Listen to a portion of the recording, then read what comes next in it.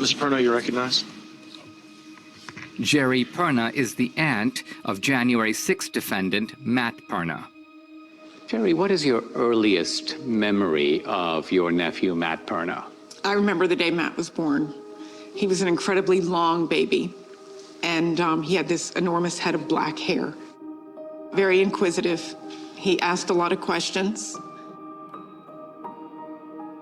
He had a fascination with the American flag.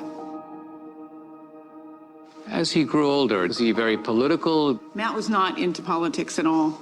He had strong conservative beliefs, but at the same time, Matt was a Bernie Sanders supporter for a while there.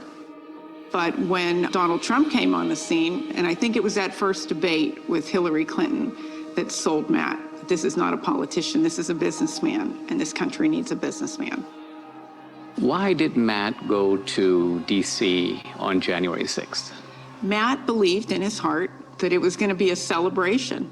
He didn't go there with any intention of protesting or rioting. He thought he was going there to hear an announcement that the election was not certified. How did he get into the Capitol? Matt was in a crowd. People were pushing from all sides, and the crowd was moving closer and closer to the building. And as he got up there, he was in an open doorway, and he walked in. And how long was he in the Capitol? I believe it was 14 minutes. He never left the velvet ropes. He stayed within the rotunda. He was peaceful. Extremely. He didn't touch anything. And then 14 minutes later, he was out. He was out.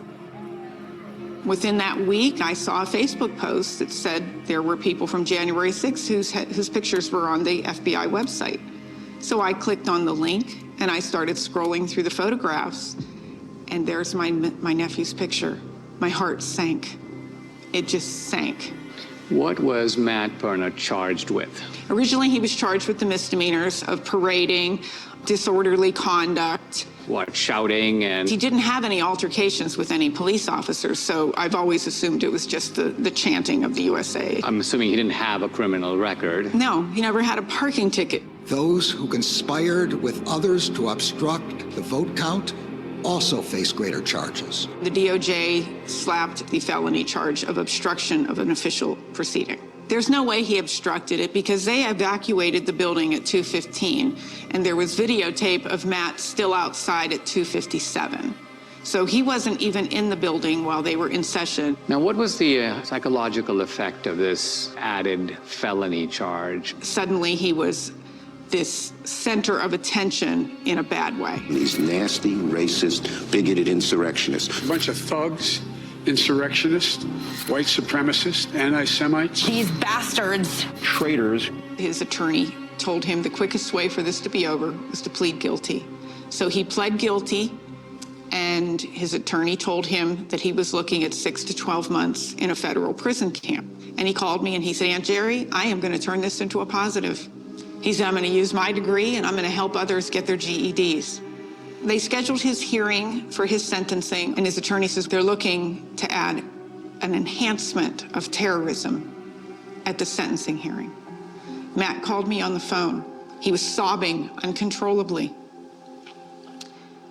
And he apologized to me for me losing all my friends because of him. And I said, Matt, they weren't my friends. I said, I love you, and we're gonna get through this. He said, they're gonna put me in jail for a long time. I said, Matt, they're not gonna put you in jail. I was arguing with him. I said, let's just see what's gonna happen here. He said, I love you, Aunt Jerry. Friday late afternoon, I got a phone call from one of my brothers, and he said Matt hanged himself in his garage.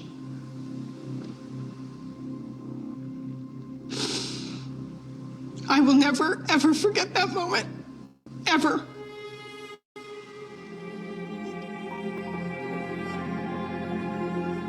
I came across the prosecutor's name and phone number in Matt's files. I said, I have one question for you. I said, where on earth did you come up with this terrorism enhancement? He says, well, let me just say, if Matthew could have just waited another month for the hearing, I don't think the terrorism enhancement would have stuck.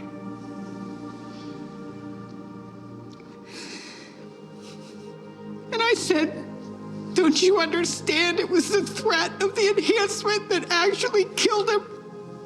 You, in effect, pushed him off the ladder. I hope that you remember Matt's name and the role you played in killing him. His country failed him. I want everybody to know what happened to my nephew could happen to them or their son or daughter for speaking out.